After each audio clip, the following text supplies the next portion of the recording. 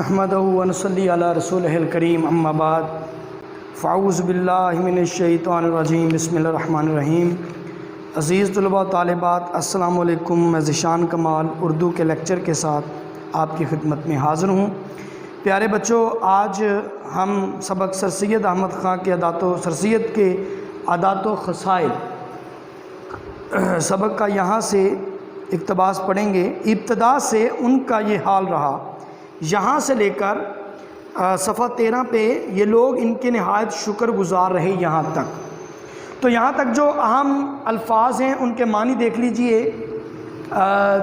دل میں لہر اٹھنا مطلب خواہش کا پیدا ہونا، دل میں لہر اٹھنا مطلب خواہش کا پیدا ہونا، پس و پیش نہ کرنا یعنی دریغ نہ کرنا، دستگیری یعنی مدد، فیاضی مطلب سخاوت۔ اب بیٹا دیکھتے ہیں جی اقتباس۔ ابتدا سے ان کا یہ حال رہا کہ جس کام کی لہر ان کے دل میں اٹھی اس پر روپیہ صرف کرنے میں انہوں نے کبھی پس و پیش نہیں کیا۔ سر سید احمد خان ایک نابغہ روزگار اور اعلیٰ کردار رکھنے والے عظیم شخص تھے۔ مولانا الطاف حسین حالی نے ان پر ان کے کردار، ان کی سیرت اور ان کے اخلاق پر یہ خاکہ لکھا۔ دراصل یہ خاکہ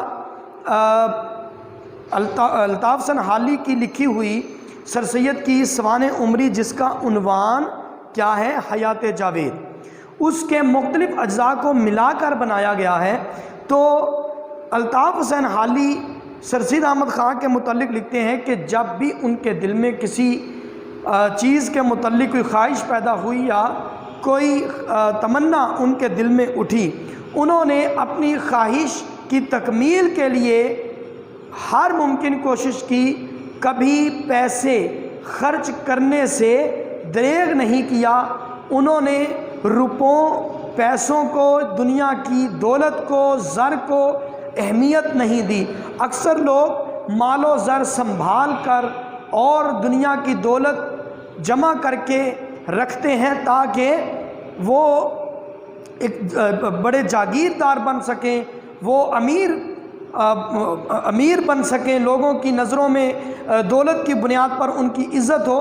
لیکن سر سید احمد خان ایسا بالکل نہیں سوچتے تھے۔ ان کی سوچ عام لوگوں سے بالکل مختلف تھی۔ دنیا میں 3 طرح کے لوگ ہوتے ہیں، ایک وہ جو لوگوں کے بارے میں، ان کی چیزوں کے بارے میں، ان کی دولت کے بارے میں سوچتے ہیں، یا وہ دولت جمع کرنے کو کامیابی سمجھتے ہیں، اور دوسرے وہ لوگ ہوتے ہیں جو لوگوں کے متعلق، ان کے افکار کے متعلق سوچتے ہیں، اور سب سے عظیم وہ لوگ ہوتے ہیں جو نئے نظریات کی بنیاد رکھتے ہیں، جو عمدہ، نفیس اور خالص آدرش اور نظریات کی بنیاد رکھتے ہیں، نئے راستوں کا انتخاب کرتے ہیں اور لوگوں کے لیے مشعل راہ بنتے ہیں۔ تو الطاف حسین حالی کے نزدیک سر سید احمد خان کا شمار ان لوگوں میں سے تھا جو نئے نظریات کی بنیاد رکھتے ہیں اور لوگوں کے لیے مشعل راہ بنتے ہیں۔ انہوں نے جب بھی کسی چیز کی خواہش کی تو روپے پیسے کی پریشانی، روپے پیسے کی فکر بالکل نہیں کی، کیونکہ دولت آنے جانے والی چیز ہے۔ یہ زر کبھی کسی سے وفا نہیں کرتی، تو زر سے وفا کرنے والا آخر پشیمان ہوتا ہے، اسے شرمسار ہونا پڑتا ہے، اسے لوگوں کی نظروں میں بھی شرمندہ ہونا پڑتا ہے، کیونکہ جو دولت کو سب کچھ سمجھتا ہے دنیا کی نظر میں وہ کچھ نہیں رہتا۔ اگلی بات کہ بیٹا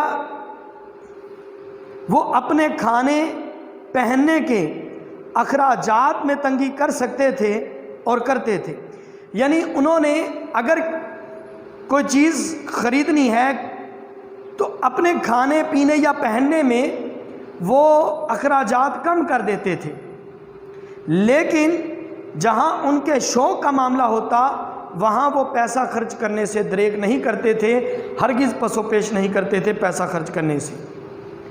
تو بیٹا دنیا سے اور دنیا کی دولت سے محبت کرنے والا جب دنیا سے جاتا ہے تو اس کا نام و نشان تک نہیں رہتا، تھوڑے عرصے کے بعد لوگ اسے بھول جاتے ہیں۔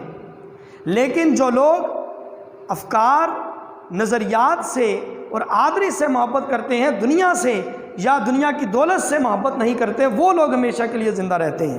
تو سر سید احمد خان کا ذکر آج بھی اچھے الفاظ میں کیا جاتا ہے۔ اس کی وجہ یہی ہے کہ سر سید احمد خان نے دولت سے محبت نہیں کی، انہوں نے اصولوں سے محبت کی، اور جب ان کی خواہش کی بات ہوتی تو وہ دولت کو خرچ کرنے سے ہرگز نہیں گھبراتے تھے، ہرگز پس و پیش نہیں کرتے تھے۔ اور ان کے شوق کیسے تھے؟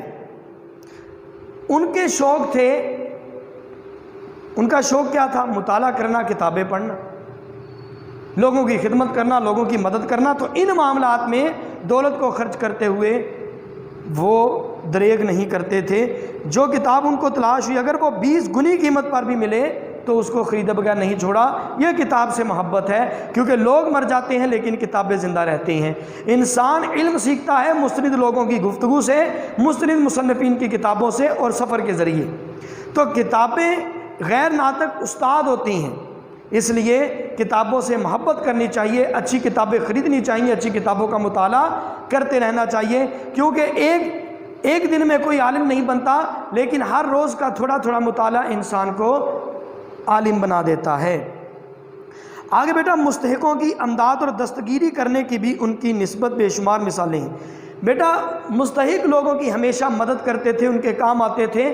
اور یہ دنیا، بیٹا توجہ کرنا اس بات پر کہ جو لوگ دنیا سے محبت کرتے ہیں، دنیا کی دولت سے، دنیا والوں سے نہیں، وہ لوگ کم ظرف اور ادنا سوچ رکھنے والے گھٹیا لوگ ہوتے ہیں۔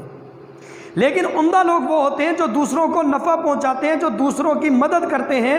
اور حضرت اقبال رحمۃ اللہ علیہ نے فرمایا، ہیں لوگ وہی جہاں میں اچھے، آتے ہیں جو کام دوسروں کے۔ سب سے بہتر لوگ وہ ہوتے ہیں جو دوسروں کے لیے نفع بخش ہوتے ہیں۔ رسول اللہ صلی اللہ علیہ وسلم کی حدیث مبارکہ کا مفہوم ہے کہ تم میں سے بہتر وہ ہے جو دوسروں کے لیے نفع بخش ہو۔